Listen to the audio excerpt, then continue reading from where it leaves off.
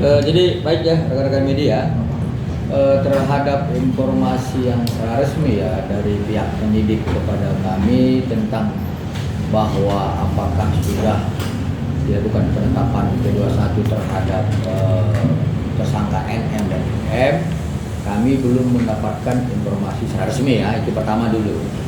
Tapi kalau melihat dari informasi tadi dari media, kami mendengar bahwa dari pihak Kejaksaan Tinggi DKI yang disampaikan oleh Kasih Penkum bahwa penetapan P21 terhadap tersangka NM dan IM sudah dilaksanakan pada tanggal 28 Mei. Terhadap itu ya kami berpendapat ini hal yang wajar ya. Karena dari awal kan kami sudah yakin dan percaya bahwa kedua tersangka ini akan sangat dengan gampang untuk di P21-kan karena menurut kita bahwa alat bukti itu sudah terlengkapi. Begitu juga dengan berkas-berkas sebagaimana petunjuk jaksa yang dikaitkan dengan pasal 138 KUHP.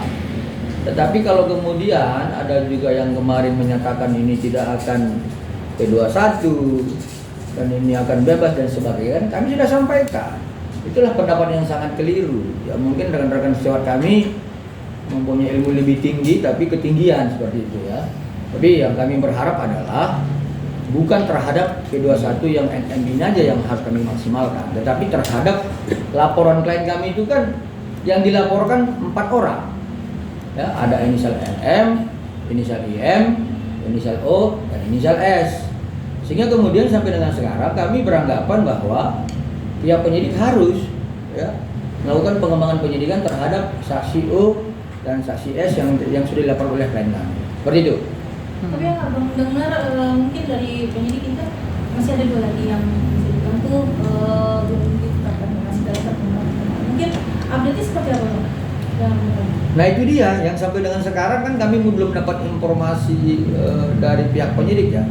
Sebenarnya kalau dalam ketentuan hukum acara kan klien kami itu harus mendapatkan pemberitahuan melalui SP2HP ya, seperti itu ya, baik dalam hukum acara, dalam Perkap 6 2016 itu diatur, tapi sampai dengan sekarang itu kan tidak kami peroleh. Jadi kalaupun dari awal kami sampaikan dugaan kami adalah merupakan obstruction of justice, ini semakin menguat kan. Jadi kalau dipertanyakan apakah kami kuasa hukumnya melihat ini seperti apa, ya kami anggap ini biasa, karena kami anggap dari awal sudah terpenuhi, seperti itu. Jadi kan bisa dibilang kan untuk P21 ini kan baru tahap 1 tapi bisa dibilang tuh akan segera ya bang, akan segera menuju tahap 2. Dan tadi juga kita katakan bahwa ini kita pada saat hari ini diumumkan berkas lengkap dia dikabarkan dalam keadaan sakit, gimana ya bang? Oke, mungkin Pak. Jadi terima kasih, selamat malam buat kita semua.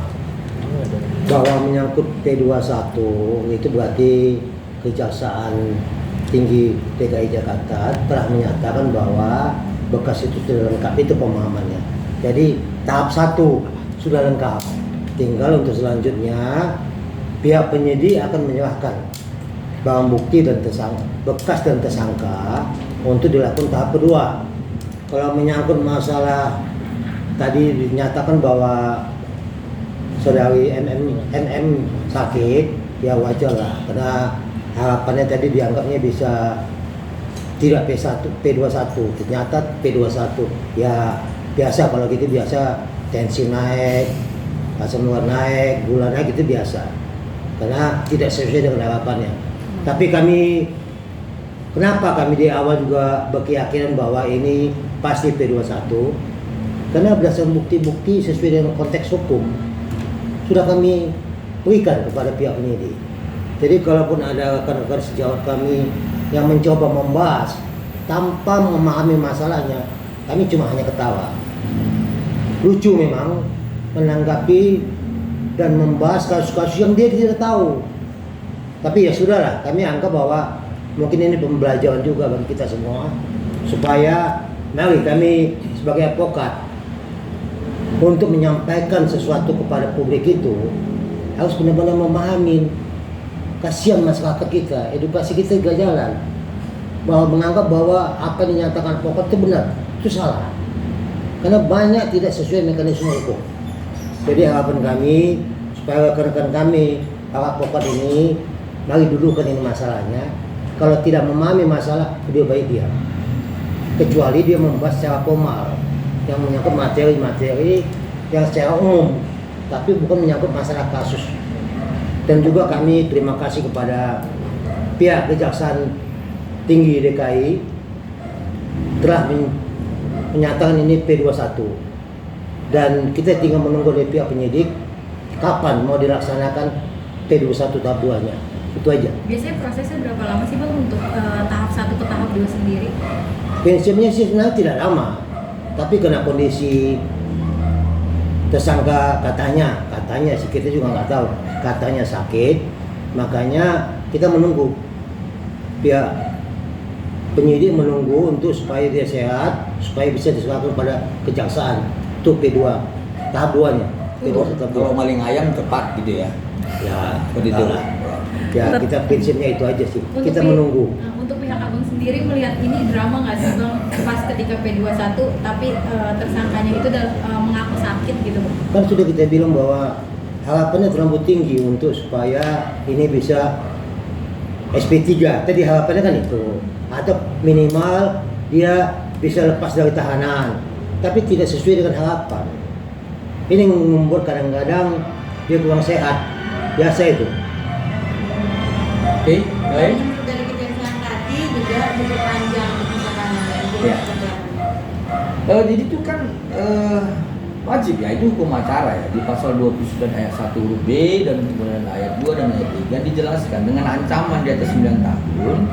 Itu ada beberapa tahapan masa penahanan, 20 hari pertama, kemudian diperpanjang 40 hari, kemudian diperpanjang 30 hari. Nah ini kan 30 hari terakhir kan itu berakhir tanggal 2 Juni. Nah kalau misalkan dianggap belum juga dilengkapi berkasnya, itu wajib secara otomatis diperpanjang kembali sampai 30 hari ke depan sampai dengan tanggal 2 Juli 2025. Itu tidak ada persoalan lah seperti itu. Bang, untuk Reza Gladisa udah menanggapi belum sih Bang? Pada akhirnya pelaporannya ini menemukan titik terang, yaitu P21 ini. Ya, seperti yang saya sampaikan dari awal, sebenarnya kan laporan klien kami itu terhadap 4 orang. Ya, saya tegaskan kembali, terhadap 4 orang dan terhadap 4 peristiwa hukum. Yang jadi persoalan kan nih, setelah dilakukan gelar perkara di tingkat sidik, yang ditetapkan sebagai tersangka kan 2 orang. Kalau dipertanyakan apakah klien kami itu merasa puas, tentu tidak. Ya, dari awal saya sampaikan, kalau kemudian ditetapkan ini P21, itu wajar. Kalau kemudian ada spekulasi-spekulasi ini tidak mungkin sebagainya, itu mungkin yang kurang paham hukum gitu. Kami kan paham peristiwa hukumnya, kami mengerti barang bukti dan alat bukti yang kami sajikan kepada penyidik. Mungkin juga ada rekan sejawat kami yang tidak bisa membedakan barang bukti dan alat bukti. Pada kesempatan ini kami sampaikan barang bukti itu di dalam pasal 39 KUHP, alat bukti itu dalam pasal 104 KUHP. Itu berbeda. Jadi kalau pertanyakan bahwa apakah klien kami puas, tidak. Ya, tetap klien kami itu menganggap bahwa adanya satu dugaan obstruction of justice terhadap laporan dia. Ya, ini penyalahgunaan wewenang sebenarnya menurut kami. Juga kami seperti itu. Ya, lain. Mungkin dari lo yang sebelum sekarang masih saksi mungkin yang kalau yang mengetahui 2 orang itu berarti sebagai apa nih Bang pada saat kejadian? Kalau itu sudah masuk materi pokok perkara dong, ya. Jadi kalau lebih jelasnya kan begini, untuk menyampaikan dan menerangkan itu sebenarnya nanti di dalam fakta persidangan, ya. Tetapi sebenarnya untuk mengungkap dalam proses penyidikan kan kami sudah buat permohonan gelar perkara khusus, ya, Dumas kami sekitar lebih seminggu lalu ya. Nah, jadi kami berharap dalam pelaksanaan gelar perkara khusus itu penyidik dapat menyebutkan apa kendala-kendalanya sehingga kemudian ini P19-nya begitu lama. Yang kedua, kami akan meminta ya, dalam hal ini dibuka hasil lab forensiknya. Itu akan tertera gitu bagaimana keterkaitan antara yang dilaporkan klien kami 4 orang ini dan 4 peristiwa yang kami sebutkan tadi. Seperti itu. Menuju kedudukan sekedar kemarin yang kita ketahui telah dilaksanakan sidang juga kan sudah gangguan Ya. sekali. Importasi ya. Kalau itu saya serahkan kepada ahli audensi. Nah ini dia. Kepada Kapolda Kejagung nih. Ya Bang, Ya, jadi saya kembali pada penjelasan awal bahwa dalam kasus ini ada 3 kelompok uang yang selalu saya sebutkan. Kelompok pertama itu 4M yang katanya uang tutup mulut, ya, Merasa. istilahnya pemerasan, ya. Itu yang sekarang tadi dibahas sudah menjadi P21, ya. Nah, kemudian ada lagi kelompok uang 100M, ya. Dengan ditetapkan P21 ini berarti itu 100M-nya lunas, ya. Kan kemarin saya bahas juga ya. Kata P21 berarti kan itu yang 100M-nya lunas. Ada lagi 4M masalah lawan prestasi. Kami sudah selalu mengatakan bahwa tidak pernah ada perjanjian baik tulisan baik lisan, ya. Apalagi dia mengatakan selalu kalau menyampaikan kepada media dia lisan ya. Ini zaman now ini, kalau zaman dulu sih iya belum ada pulpen, belum ada kertas, jadi orang tuh komunikasinya lisan. Tapi zaman sekarang ini kan ada pulpen, ada kertas, harusnya kan perjanjian ditulis, ya. Nah, kami katakan tidak ada. Kemudian kami baca gugatannya. Dalam gugatan ini tidak jelas juga adanya perjanjian, tidak ada. Yang ada adalah potongan-potongan cerita. Ya, potongan-potongan cerita yang harus dikumpulkan disatu-satukan. Ya, jadi ini sebenarnya masih teka-teki, dalam gugatannya masih teka-teki. Kalau bahasa Bataknya itu pusel. Ya tahu pusel ya? Nah, itu bahasa Batak itu pusel itu. Jadi itu harus disusun supaya menjadi satu kesatuan. Dalam hal ini di pihak kami ada Dr. Reza, ada Dr. Mufid. Di pihak mereka ada Nikita, ada Mail. Ya, jadi 4 potongan lah yang saya ceritakan. Yang potongan-potongan lain nggak usah terlalu banyak. Potongan pertama adalah Dr. Reza dengan Nikita chatting WA. Ya, chatting WA. Nah, potongan kedua adalah Dr. Reza ada komunikasi melalui HP telepon dengan Mail. Ini potongan kedua. Ya. Potongan ketiga adanya Dr. Mufid dengan Nikita. Potongan keempat ada Dr. Mufid dengan Mail. Nah, inilah yang disebutkan di dalam gugatan itu 4 potongan ini. Masih ada yang kecil-kecil potongan-potongan, ya. Ini harus disatukan semua ini 4 potongan ini. Ya, kalau ini dipisah tidak punya makna sama sekali. Kalau digabung-gabung juga maknanya juga nggak kelihatan. Ya, karena dikatakan perjanjiannya adalah antara Reza dengan Nikita. Lantas yang potongan 3 lagi ini apa namanya? Ya, ini yang dibilang adanya Dr. Reza dengan Nikita itu chatting-chattingan WA. Ya. Nah, jadi sekarang ini saya kasih contoh lagi analoginya. Biasanya cowok itu kalau nembak cewek melalui WA, itu kan di chatting tuh ceweknya itu kan, supaya ceweknya mau, ya kan, sebagai bukti cintaku akan kupetik bintang, kan begitu kan, akan kupetik bintang bagimu ya. Akhirnya cewek oke lah kalau dipetik bintang bukti ya oke saya mau, ya. Nah, ternyata setelah sebulan 2 bulan jadian bintangnya nggak dipetik. Di cewek menggugat soal prestasi ingkar janji ke pengadilan. Ya, dia gugat lah ini ingkar janji. Hakim tanya, mana bukti janjinya yang dia ingkari? Ditunjukkan WA. Ini Pak Hakim ini WA ini janji. Hakim akan ketawa, tidak cukup dengan WA ini jadi timbul perjanjian. Ya, nah, sama lah halnya seperti ini. Jadi yang dikatakan itu adalah Dr. Reza itu chatting-chattingan dengan Nikita. Cuman ada potongan 3 lagi, ada teleponan dengan Mahil, ada teleponan lah. Jadi ini jadi teka-teki ini. Jadi pusel, tahu pusel ya, bahasa Batak itu. Jadi harus disusun-susun. Kalau nggak sanggup menyusunnya, ya seperti kami menyusunnya ini lucu. Kalau misalnya pusel itu gambar manusia, itu kan kalau disusun akan timbul kepala di atas, pundak, perut, kaki di bawah. Kalau puselnya mereka ini kami susun, itu kakinya 2 di atas, kepalanya di tengah, tangannya di bawah.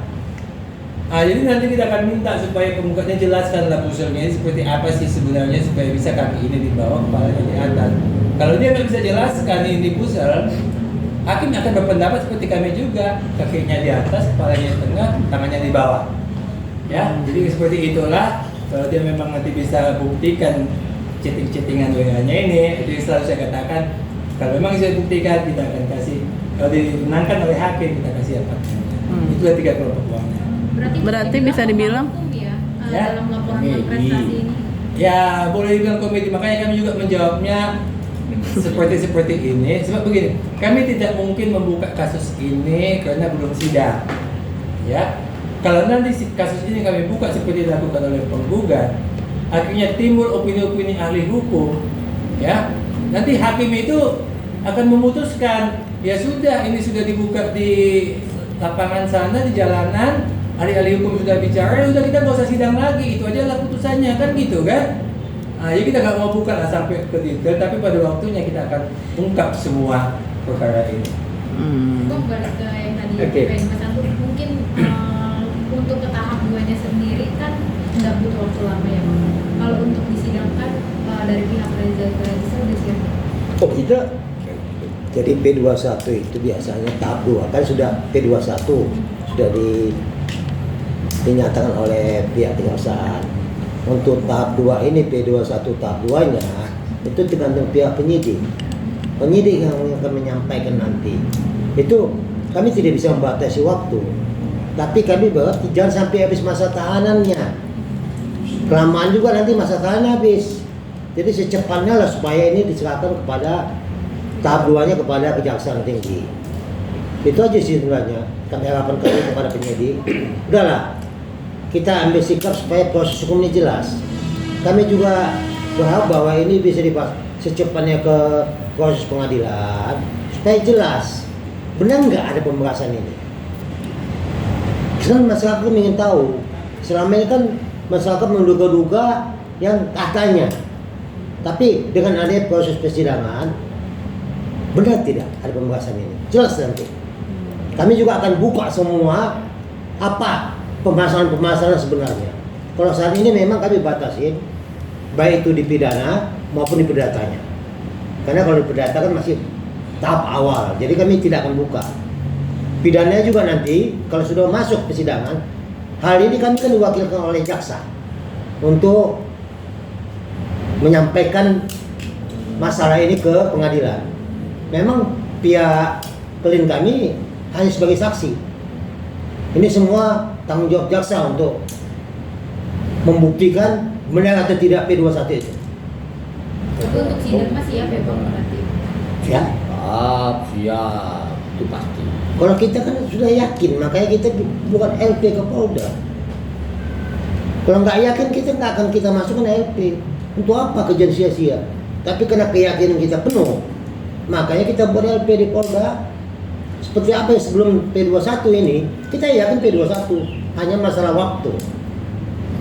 Karena keyakinan kita sesuai dengan fakta-fakta hukum, bukan katanya.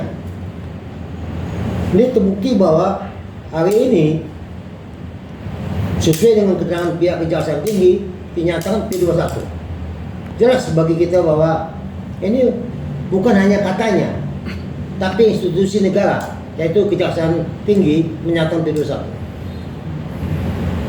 Untuk terkait update hari ini mungkin dari Dokter Reja sudah ada komunikasi yang disampaikan mungkin apa gitu Pak?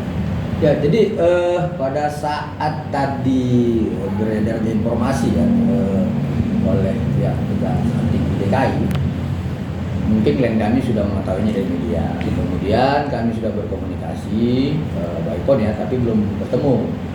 Ya, pada prinsipnya seperti yang kami sampaikan dari awal, bahwa sebenarnya yang dilaporkan oleh klien kami ini bukan hanya 2 orang yang dalam status P21 sekarang, tetapi ada 4 orang.